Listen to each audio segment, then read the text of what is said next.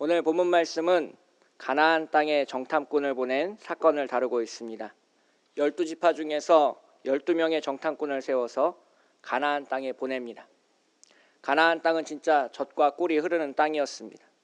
하지만 그 땅에 사는 거주민들은 이스라엘 백성들보다 훨씬 강했습니다. 정탐꾼들의 보고를 들은 사람들은 절망했습니다. 민수기 14장 1절을 보시면 온 회중이 소리를 높여 부르짖으며 백성이 밤새도록 통곡하였더라 라고 기록하고 있습니다. 눈앞에 있는 어려움과 고난으로 인해서 좌절하고 신음하며 절망했습니다. 민수기 14장 2절부터 3절을 보시면 모세와 아론을 원망하는 장면이 나옵니다. 이스라엘 자손이 다 모세와 아론을 원망하여 온 회중이 그들에게 이르되 우리가 애굽 땅에서 죽었거나 이 광야에서 죽었으면 좋았을 것을 어찌하여 여호와가 우리를 그 땅으로 인도하여 칼에 쓰러지게 하려 하는가? 우리 처자가 사로잡히리니 애굽으로 돌아가는 것이 낫지 아니하랴라고 원망하는 장면이 등장합니다. 아마도 오늘 우리가 가지고 있는 현재의 상황을 돌이켜보면 이스라엘 백성들처럼 원망하고 싶은 마음이 그리고 그런 마음이 있는 것이 사실입니다. 전 세계에 전염병이 확산되고 있고 아프리카와 같은 나라에서도 코로나19 확진자가 나오고 있는 상황입니다. 의료시설이 우리보다 훨씬 열악한 아프리카 땅에서 코로나19 바이러스의 위력은 엄청날 것으로 생각되어지는데요. 주보에도 나와 있듯이 남아프리카 공화국에서도 전 국민이 자가격리를 요청할 정도로 심각한 상황에 빠져 있습니다.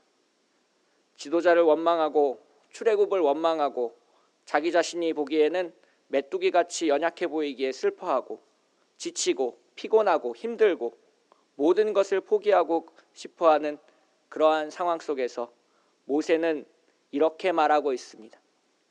내가 너희에게 말하기를 그들을 무서워하지 말라, 두려워하지 말라. 그리고 하나님이 어떤 분이신지를 말하며 그들을 안심시키려고 노력하고 있습니다. 오늘 본문 속에서 모세는 하나님의 세 가지 성품에 대해서 말씀하고 있습니다.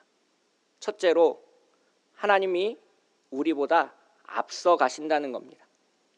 오늘 본문 30절을 보시면 너희보다 먼저 가시는 너희의 하나님 여호와께서 애굽에서 너희를 위하여 너희 목전에서 모든 일을 행하신 것 같이 이제도 너희를 위하여 싸우실 것이다 라고 말하고 있습니다. 인터넷에서 떠도는 그림 중에 리더와 보스를 그려놓은 그림을 본 적이 있습니다. 리더는 수레를 앞에서 끌면서 다른 사람을 독려하는 그림이었습니다. 또한 보스는 수레 위에서 탄 채 채찍을 휘두르면서 아랫사람들에게 명령하는 그런 그림이었는데요. 오늘날 현재 사회에서 리더라는 말은 따라가고 싶은 사람이라는 긍정적인 의미를 가지고 있습니다. 반면에 보스라는 단어는 자기 일은 안 하고 시키기만 하는 사람이라는 부정적인 뉘앙스가 강한데요. 많은 사람들이 자신이 다니고 있는 직장을 그만두는 그런 고민이 바로 회사를 이끌어가는 CEO나 또한 리더에 대한 불만 때문에 그렇게 작용합니다. 자기네 회사 사장님이 보스라면 다들 한 번씩 퇴사를 심각하게 고민하게 됩니다. 리더와 보스의 차이는 자신이 높아지려고 하는가, 자신이 섬기려고 하는가 그런 차이에서 존재합니다. 리더는 높아지려고 하는 것이 아니라 목표를 향해 함께 나아갈 줄 아는 사람입니다. 혹시 한니발 장군을 아십니까? 기원전 220년경에 로마와 카르타고가 전쟁을 했는데요. 이것을 역사적으로 포에니 전쟁이라고 부릅니다. 카르타고의 총지휘관으로 한니발 장군은 전쟁을 치르게 됩니다. 26살의 아버지를 대신해서 카르타고 군대의 총지휘관이 되는데요. 역사상 그 누구도 생각해 본 적이 없는 그러한 놀라운 작전을 펼치게 됩니다. 바로 알프스 산맥을 넘어서 로마 제국의 본토를 침공한 겁니다. 4만 명의 대군을 이끌고 알프스 산맥을 넘는 모험은 아무도 생각하지 못했습니다. 하지만 한니발 장군은 그 알프스 산맥을 넘었고 17년 동안 로마와 전쟁을 치르게 됩니다. 그러한 전쟁 이야기 중에서 한니발 장군의 인품을 알 수 있는 에피소드가 많이 있습니다. 전쟁 기간 동안 한니발 장군은 갑옷을 한 번도 벗어본 적이 없다고 합니다. 잠을 잘 때도 갑옷을 입고 의자에 앉아서 쪽잠을 자고 식사를 할 때도 다른 보초병들과 함께 식사를 먹고 행동했습니다. 지휘관이라고 해서 특별한 대접을, 좋은 음식을 먹은 것이 아니라 병사들과 똑같은 음식을 제공받았고, 혹시 먹을 것이 부족한 상황에서는 자신의 음식을 다른 사람들에게 나눠주기까지 했습니다. 자신과 함께하는 그러한 리더의 모습에 많은 병사들은 목숨을 걸고 싸웠습니다. 로마 본토에는 70만 명이 넘는 대군이 있었고 4만 명의 병사로는 도저히 이길 수 없는 싸움이었습니다. 하지만 한니발 장군은 자기가 가지고 있는 비상한 작전으로 17년 동안 그 전쟁을 꾸려나갑니다. 카르타고 병사들은 그 17년 동안 도망하지 않고 한니발 장군과 함께 싸웠습니다. 남자들이 좋아하는 말 중에 그런 말이 있습니다. 남자는 자신을 알아주는 사람을 위해서 목숨을 걸 수 있다는 겁니다. 저에게도 그런 분이 있습니다. 제 목숨을 걸 만한 사람, 바로 예수 그리스도이십니다. 예수님은 이 땅 가운데서 한 번도 하나님의 아들로서 특권을 누리신 적이 없습니다. 세리와 죄인들과 함께 식사하셨고 많은 병자들을 치유하셨지만 공치사를 하신 적이 없습니다. 항상 제자들과 함께 식사하셨고 제자들과 가까운 곳에서 생활하셨습니다. 어디를 가든 항상 앞장서서 가시는 예수님의 모습을 떠올리는 것은 어려운 일이 아닙니다. 예수님은 우리가 목숨을 걸고 따를 만한 그런 분이시고, 그래서 베드로와 야고보와 요한도 예수님을 위해서 자신의 목숨을 내어놓을 수 있었던 것 같습니다. 오늘 본문 속에서 하나님이 앞서가신다는 것은 하나님이 우리를 책임지신다는 뜻입니다. 너희들끼리 알아서 가나안 땅으로 와. 그곳에서 내가 기다릴게 라고 말씀하시는 하나님이 아니라는 겁니다. 정글에서 리더가 앞장서서 나뭇가지를 쳐내고 길이 없는 곳에 길을 만드는 것과 같이 여호와 하나님께서 우리를 책임지시고 인도하신다는 뜻입니다. 길이 없는 곳에서 길을 만드시는 분, 물이 없는 곳에서 물이 솟아나게 하시는 분, 하늘에서 만나와 메추라기를 내리시는 분이 바로 우리를 책임지시는, 앞서가시는 하나님이십니다. 코로나19 사태를 경험하면서 우리는 안개 속을 걷고 있는 것 같습니다. 언제 이 안개가 걷힐지 모르는 두려움 속에서 하루하루를 살아가고 있습니다. 언제까지 마스크를 써야 하는지, 초, 중, 고등학교는 언제쯤 개학할 수 있는 것인지 하나도 알 수 없는 상황입니다. 광야길을 걸어가던 이스라엘 백성들도 마찬가지였습니다. 밤에는 영하에 가까울 만큼 온도가 떨어지고 낮에는 40도가 가까이 되온 더위 속에서 60만 명이 넘는 이스라엘 백성이 길을 걸었습니다. 쉬운 일이 아니었습니다. 밤에는 승냥이나 이리와 같은 들짐승이 찾아왔고 낮에는 자신들을 미워하는 이민족들에 의해서 전쟁을 당할 위협에 놓여져 있었습니다. 오늘 본문 30절 후반부를 보시면 이제도 너희를 위하여 싸우실 것이다 라고 모세는 전하고 있습니다. 우리를 책임지시는 하나님은 우리를 위하여 싸우시는 하나님입니다. 출애굽기 14장에서 홍해바다를 보고 두려워하는 이스라엘 백성들에게 하나님께서 이렇게 말씀하십니다. 출애굽기 14장 13절 14절에서 모세가 백성에게 이르되 너희는 두려워하지 말고 가만히 서서 여호와께서 오늘 너희를 위하여 행하시는 구원을 보라. 너희가 오늘 본 애굽 사람을 영원히 다시 보지 아니하리라. 여호와께서 너희를 위하여 싸우시리니 너희는 가만히 있을지어다. 홍해를 갈라지게 하신 하나님은 우리를 위하여 싸우시는 하나님입니다. 우리를 위하여 싸우시는 하나님은 우리를 구원하시는 하나님이십니다. 우리를 구원하시는 하나님은 이렇게 말씀하십니다. 두려워하지 말고 가만히 서서 여호와께서 행하시는 구원을 보라. 여호와께서 너희를 위하여 싸우시리니 너희는 가만히 있을지어다. 오늘도 우리보다 앞서가시는 하나님을 믿으시길 축복합니다. 홍해바다를 가른 것 같이 하나님께서 코로나19 바이러스를 멸하실 것입니다. 광야에서 40년 동안 길을 잃지 않은 것과 같이 하나님께서 우리의 오늘을 지키실 것입니다. 두려워하지 말고 가만히 있으라고 하나님께서 말씀하셨습니다. 오늘도 우리의 삶 속에서 역사하시는 그 하나님을 믿고 나아가시는 참빛교회 교우들 되시길 축복합니다. 오늘 본문 속에서 하나님의 첫 번째 행동은 먼저 가시는 것이었습니다. 두 번째 행동은 하나님께서 우리를 안아주신다는 겁니다. 오늘 본문 31절을 함께 읽겠습니다. 31절 본문 함께 읽겠습니다. 시작.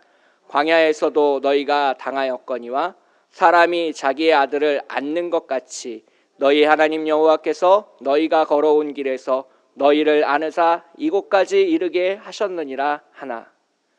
31절에서 두 번 반복되는 동사가 있습니다. 바로 안는다는 표현입니다. 이 안는다는 동사는 차 안에서 잠든 아들을 아버지가 운전석에서 내려서 그 아들을 안고 계단을 올라가는 것을 의미합니다. 여행의 끝자리에 곤히 잠든 아들을 깨우지 않고 들어 올려서 집으로 데려가는 것을 뜻하는 것이 이 안아주다라는 동사입니다. 광야 여정에 지치고 힘들어하는 이스라엘 백성들을 하나님께서 직접 안아주셨다는 것을 뜻합니다. 출애굽기 19장에서 이 안아주시는 하나님의 모습을 독수리에 비유하고 있습니다. 출애굽기 19장 4절을 보시면 내가 애굽 사람에게 어떻게 행하였음과 내가 어떻게 독수리 날개로 너희를 업어 내게로 인도하였음을 너희가 보았느니라. 그 안아주시는 하나님은 독수리처럼 날개로 우리를 품어주시는 하나님이신데 신명기 32장에서는 더 자세하게 이렇게 묘사하고 있습니다. 신명기 32장 10절부터 12절을 보시면 여호와께서 그를 황무지에서 짐승이 부르짖는 광야에서 만나시고 호위하시며 보호하시며 자기의 눈동자같이 지키셨도다. 마치 독수리가 자기의 보금자리를 어지럽게 하며 자기의 새끼 위에 너풀거리며 그의 날개를 펴서 새끼를 받으며 그의 날개 위에 그것을 엎는 것 같이 여호와께서 홀로 그를 인도하셨고 그와 함께한 다른 신이 없었도다.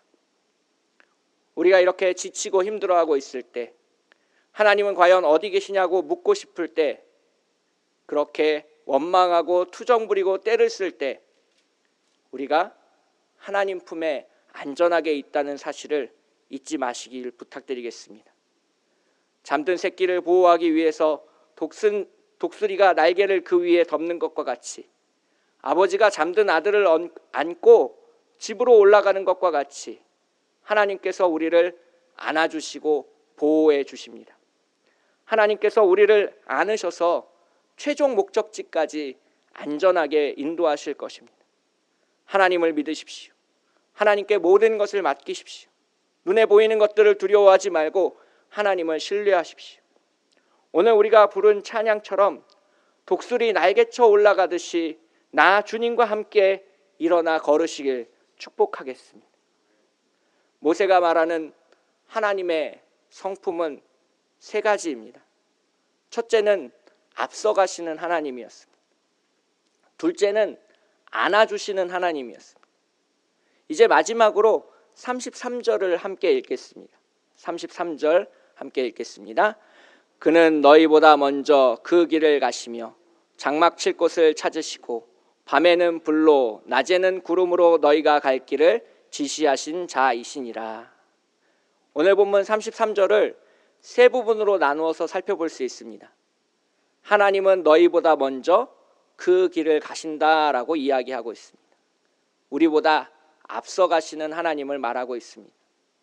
다음으로는 장막 칠 곳을 찾으시고라고 되어 있습니다. 우리를 안아주시고 보호하시는 하나님을 말하고 있습니다.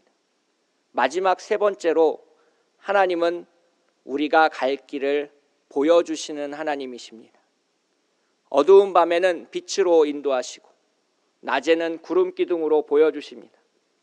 아주 멀리서도 볼 수 있고 언제라도 볼 수 있습니다. 광야에서 하나님이 인도하심이 보이지 않는 때는 단 한순간도 없었습니다. 우리가 어디로 가야 할지 무엇을 해야 할지 모르는 것은 우리의 눈을 하나님께로 돌리고 있지 않기 때문입니다. 하나님은 언제나 그러셨던 것처럼 우리 곁에 다정하게 서서 계십니다.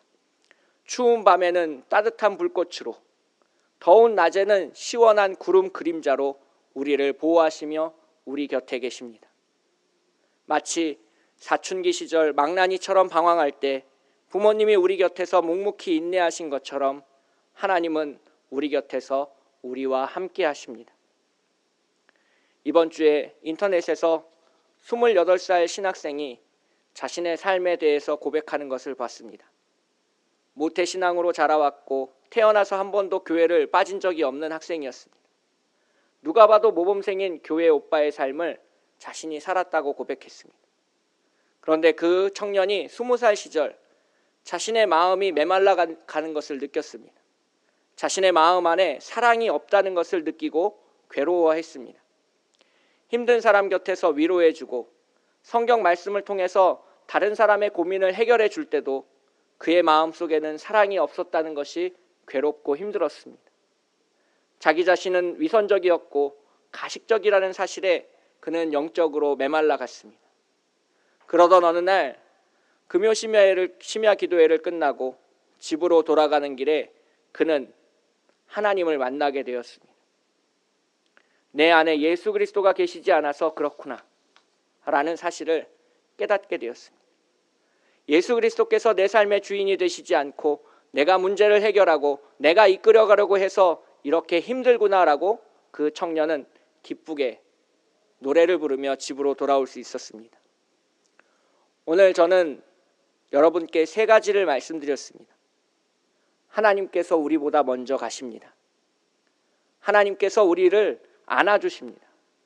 하나님께서 우리의 갈 길을 보여주십니다. 이것을 믿으면서 우리는 광야길을 걷는 것입니다. 이 3가지를 온전히 믿기 위해서 우리에게 필요한 것이 바로 내려놓음입니다. 주님께 모든 것을 맡기는 것이 필요합니다. 내 생각으로는 불안하고 내 생각으로는 해결할 수 없고 내가 나 자신을 돌아볼 때는 너무나 초라합니다. 지금 온 세상을 보십시오. 고작 감기 바이러스 때문에 무너지는 유럽의 모습을, 미국의 모습을 보십시오. 우리가 진보라는 말 속에 얼마나 많은 것을 감추었는지를 한번 보십시오. 세계화라는 말 속에 얼마나 많은 위험이 도사리고 있었는지를 보십시오. 우리는 질병의 세계화를 보고 있으며 국제적인, 지구적인 연합이라는 것의 종말을 목격하고 있습니다. 우리에게는 필요한 것이 있습니다. 지금 오늘 여기서 하나님을 믿으시길 축복하겠습니다. 우리보다 앞서가신 예수 그리스도의 십자가를 바라보십시오. 성령님께서 우리를 안에서 안전하게 보호하실 것입니다. 삼위일체 하나님께서 우리가 가야 할 길을, 해야 할 일을 지시하실 것입니다.